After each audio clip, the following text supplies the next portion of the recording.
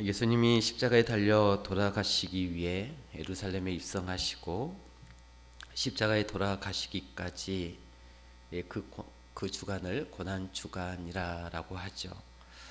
고난주간 첫째 날은 나귀 새끼를 타고 입성하시는데 주님이 만물의 주인이심을 우리가 함께 살펴보았습니다. 또 고난주간 둘째 날에는 무화과 나무 저주 사건을 통해서 이스라엘의 종교적인 그런 형식은 무성하지만 참된 열매가 없음에 이 이스라엘 종교에 대한 무서운 심판을 예고하심을 살펴보았었죠. 그리고 어제 고난주간 셋째 날에는 대제사장들과 서기관들과 바리새인들과 논쟁과 더불어 이 가난한 가부의 삶을 통해서 우리에게 주시는 하나님의 그 말씀, 그 뜻을 우리가 함께 살펴보았습니다. 이제 고난주간 넷째 날인 오늘은 사실 주님의 행적을 찾아보기 어렵습니다. 즉 수요일에 관한 예수님의 행적에 대한 기록이 없다라는 것이죠. 그래서 성경학자들은 이 날을 침묵의 날이라고 부르기도 합니다. 화요일은 변론의 날이었다면 고난주간 넷째 날 수요일은 침묵의 날이라고 부릅니다. 왜냐하면 주님에 관한 그런 기사나 내용이 그 기록을 찾아볼 수 없기 때문이죠. 그래서 수요일은 종교 지도자들이 예수님을 죽이기 위해 음모를 꾸민 날 정도로만 알려져 있고, 또 예수님께서는 베다니에서 제자들과 함께 말씀을 나누면서 하루를 보내신 것으로 그렇게 학자들은 대개 추정할 뿐입니다. 오늘 본문 말씀은 그 유명한 예수님의 겟세마네 동산의 기도 장면입니다. 예수님께서는 고난주간 목요일 저녁에 제자들과 성만찬을 가지신 후 겟세마네 동산에 올라가 기도를 하십니다. 성경에 기록된 예수님의 삶과 사역에 대해 우리가 살펴보면은 십자가의 승리를 보여주기 전에 먼저 기도의 승리가 있었던 예수님의 모습을 우리가 보게 되어집니다. 그게 바로 겟세마네 동산의 기도이죠. 십자가의 승리가 있으려면 먼저 기도의 승리가 있어야 된다라는 것이죠. 예수님의 십자가의 승리는 그냥 만들어진 게 아니었습니다. 예수님도 십자가에 지기 전에 내가 이 잔을 피했으면 좋겠다라고 고백할 정도로 때로는 두렵고 힘든 정말 큰 무게가 있는 십자가였습니다. 그러나 예수님은 십자가에서 승리하셨습니다. 기도로 승리하셨던 예수님의 모습이 있었기에 십자가의 승리가 있었다는 것이죠. 오늘 본문 말씀은 그 유명한 예수님의 겟세마네 동산의 기도 장면입니다. 예수님께서는 고난주간 목요일 저녁에 겟세마네 동산에 기도를 하신 후에 로마 군병에게 붙잡혀 가셨습니다. 그리고 다음 날인 금요일 오전에 십자가에 못 박히셨고 금요일 오후 3시쯤 죽으심으로 하나님 아버지의 뜻에 순종하셨고 3일 만에 부활하심으로 십자가의 완전한 승리를 세상에 나타내셨습니다. 성경에 기록된 예수님의 삶과 사역에 대해서 보면은 십자가의 승리를 보여주기 전에 먼저 기도의 승리가 있었던 예수님의 모습을 이 겟세마네 기도의 모습을 통해 보여주고 있다라는 것입니다. 십자가의 승리가 있으려면 먼저 기도의 승리가 있어야 된다라는 것이죠. 예수님의 십자가의 승리는 그냥 만들어진 게 아닙니다. 기도로 승리하셨던 예수님의 모습이 있었기에 십자가의 승리가 분명히 있었다는 것입니다. 여러분, 이제 드디어 주님은 어쩌면 이 지상에서 가장 혹독한 순간의 밤을 맞이하게 됩니다. 이곳에서 얼마나 고통스러웠던지 성경은 이렇게 묘사합니다. 34절 말씀해 보시면 내 마음이 심히 고민하여 죽게 되었으니 너희는 여기 머물러 깨어 있으라. 지금 주님이 안고 온 인생의 절박한 문제는 주님이 스스로 고백하기를 내 마음이 심히 고민하여 슬퍼 죽게 될 지경이다. 이렇게 고백할 정도로 어떤 기독스러운 고통을 가지고 이 동산에 도착한 것이죠. 그러면 오늘 주님이 여기에서 이 세 제자들에게 홀로 깊숙한 어둠으로 기도하러 들어가시면서 명료하게 남겨놓은 부탁의 단어가 하나 있습니다. 그 단어가 이렇게 되어 있습니다. 34절 끝에 보니까 너희는 여기 머물러 깨어 있으라 하시고, 깨어 있으라. 여러분, 이 부탁을 과연 예수님이 베드로와 야고보와 요한 세 사람에게만 한 부탁이었을까요? 우리가 성경을 조금 더 자세히 들여다보면 이 깨어 있으라 또는 깨어 기도하라라고 하는 이 간단히 남기고 어둠 속으로 들어간 이 예수님의 부탁은, 성경을 조금 더 우리가 자세히 살펴보면 이 깨어 있으라 또는 깨어 기도하라고 하는 이 간단히 남기고 간 이 예수님의 부탁은 세 명에게만 국한된 말씀이 아니었습니다. 바로 본문 앞장을 넘겨보시면 마가복음 14장 끝부분에 보시면 33절 보시면 주의하라 깨어 있으라, 다른 사본에는 기도하라 그 말입니다. 그때가 언제인지 알지 못함이라. 34절에로 가령 사람이 짐을 떠나 탁으로 갈 때 그 종들에게 권한을 주어 각각 사물을 맡기며 문지기에게 또 뭐예요? 깨어 있으라 명함과 같으니, 그러므로 깨어 있으라. 집주인이 언제 올런지, 혹 저물 때 있는지, 밤중일는지, 다굴 때 있는지, 새벽일는지 너희가 알지 못함이라. 그가 호련히 와서 너희가 자는 것을 보지 않도록 하라. 37절에도 깨어 있으라. 예수님 십자가에 달려 돌아가시기 전 제자들에게 하셨던 말씀입니다.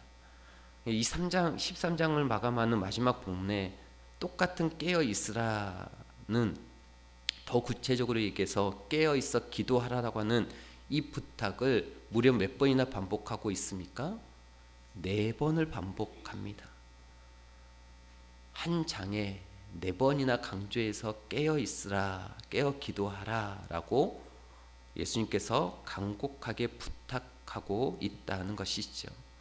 30절을 다시 보시면 깨어 있으라 내가 너희에게 하는 이 말은 누구에게 하는 말입니까? 모든 사람에게 하는 말이니라.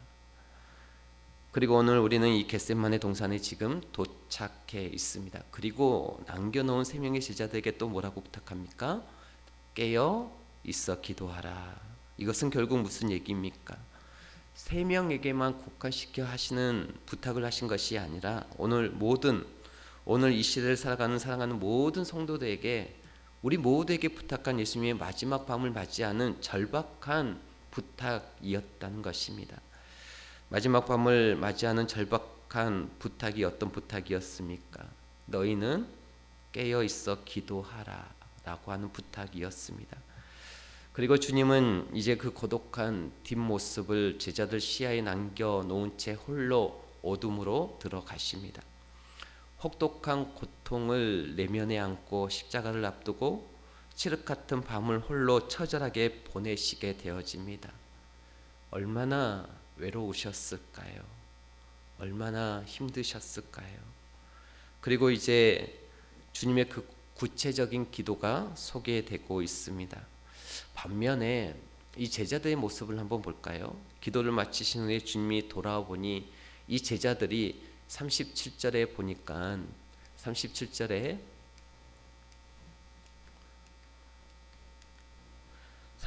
보니까 돌아오사 제자들이 자는 것을 보시고 베드로에게 말씀하시되 시몬아 자느냐. 그토록 깨어 있으라고 부탁했건만 베드로는 자고 있습니다.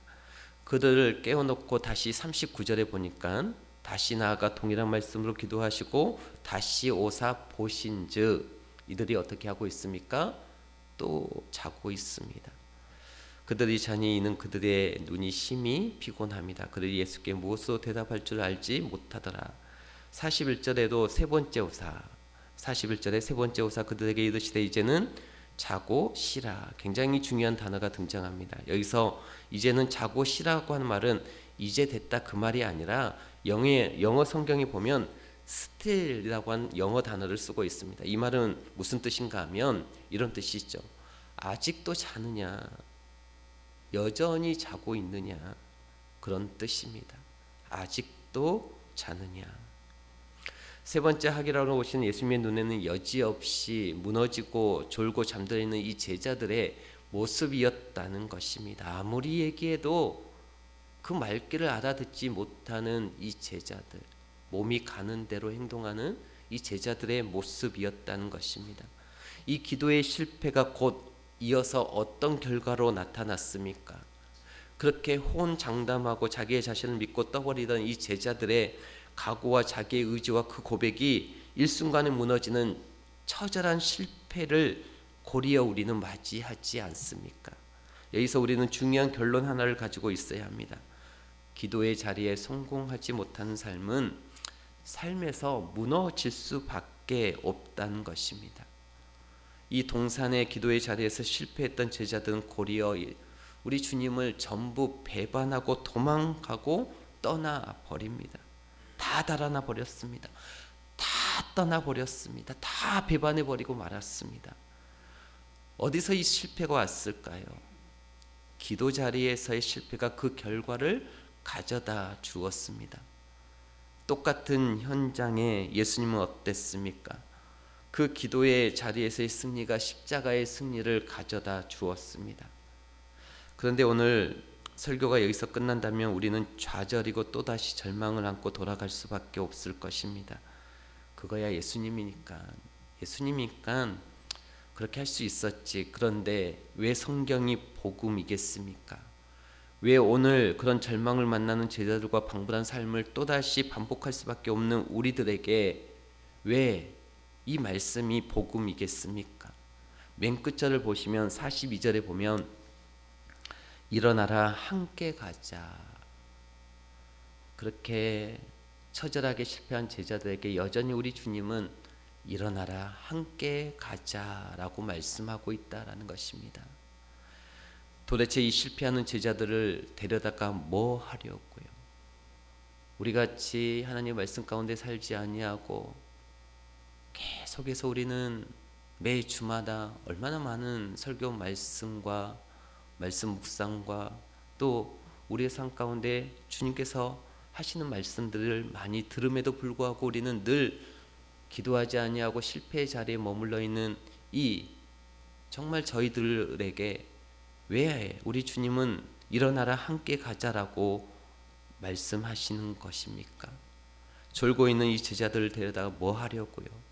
아무리 얘기해도 깨어나지 아니하는 우리들을 데려다가 뭐 하려고요? 한시도 깨어 있을 수 없던 제자들을 데리고 가서 뭘 하려고? 이 현장에 이 실패한 제자들 향해서 뭐라고 부르고 있습니까? 함께 가자. 아무개야 함께 가자. 누구야 함께 가자. 오늘 여기 우리의 복된 초대가 있습니다. 우리는 또다시 무너질 수 있습니다. 또 좌절할 것입니다. 또 절망할 것입니다. 그러면 오늘 이 겟세마네 동산의 승리의 기도를 마친 예수님께서 오늘 이 복된 아침에 여러분들을 향해서 뭐라고 초대하십니까? 그 실패와 그 좌절을 그 절망을 반복하여 이 자리에 질퍽거리고 나온 우리들을 위해서 일어나라 함께 가자. 주님의 십자가의 의미입니다. 우리를 인격체로 대우하시기 때문에 우리 주님은 늘 함께 하자. 우리가 조금 더 힘을 내자. 사랑하는 나의 자녀들아, 우리가 준비하자, 예비하자. 신랑을 맞이하는 신부의 자리에 우리가 그 주님을 기다리자.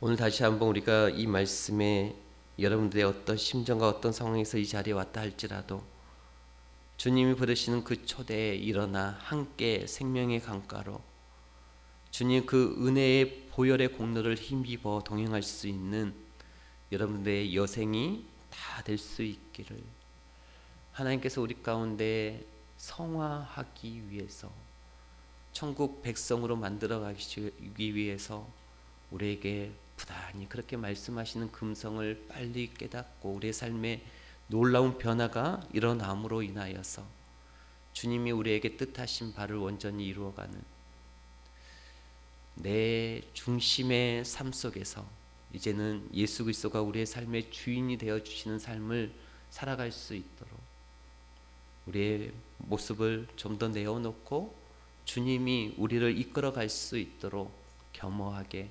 순종하며 살아가는 존귀한 주의 백성들이 다 되시기를 주의 이름으로 축복합니다.